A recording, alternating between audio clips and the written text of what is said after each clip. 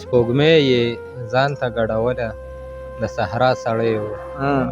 سپوږمۍ یې ځان ته ګډوله د صحرا سړی و، د لمر په غېږه کې ژوند و خو باچا سړی و. او هوسۍ به لاړه خو واپس په پترپکو راغله.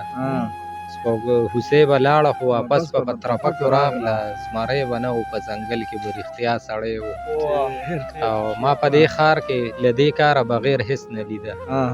ما په دې ښار کې له دې کاره بغیر هېڅ نه لیده. د چا په غېږه کې سړی، د چا په شا سړی و. ما په دې ښار کې له دې کاره بغیر هېڅ نه لیده. د چا په غېږه کې سړی، د چا په شا سړی و. او هغه د زهرو پیاله څکلې په سولې ختلې. هغه د زهرو پیاله څکلې په سولې ختلې. څوک چې د وخت د حاکمانو نه بالا سړی و. او که تیاره نه شوه خو رڼا پکې ضرور کمه شوه. که تیاره نه شوه خو رڼا پکې ضرور کمه شوه. له دې محفله چې څوک لاړو د رڼا سړی و.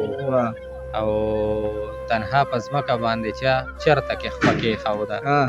تنها په ځمکه باندې چا چرته کې خپه کېښوده. د کبر و زور و بې وزرو په هوا سړی و.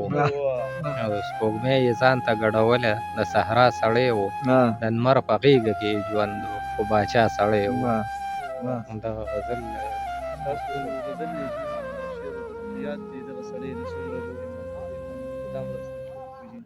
او داسې دی چې دا لیوني څوک دی، دا څه کوي، دا څه چلوي. دا لیوني څوک دی، دا څه کوي، دا څه چلوي. خلک د غره نه راوړي غره ته کاڼي نه چلوي. دا لیوني څوک دی، دا څه کوي، دا څه چلوي. خلک د غره نه راوړي غره ته کاڼي نه چلوي. او هغه د کلي مشرانو له خولې بندې ساتي. هغه د کلي مشرانو له خولې بندې ساتي. څوک چې راځي د کلي سپین چلوي، سره چلوي. او خوب مې لیدلی دی رښتیا دي خوب یې نه ګڼمه. خوب مې لیدلی دی رښتیا دي خوب یې نه ګڼمه. خلک د ځمکې نه په بره ځي اوبه چلوي. او دغه سړی د ډېرې لویې مرتبې خاوند دی. دغه سړی د ډېرې لویې مرتبې خاوند دی. په خپل ړوند دی خو ټول کلي له رانجه چلوي. او ښکلې به هم وي خو تنها کاپره هم ډېره ده. ښکلې به هم وي خو تنها کاپره هم ډېره ده. لکه چړې چړې تیره تیره باڼه چلوي. او مصرع به بیا دوباره یېږي او داسې ده. اوس بخښنه غواړم مطلبان واپس.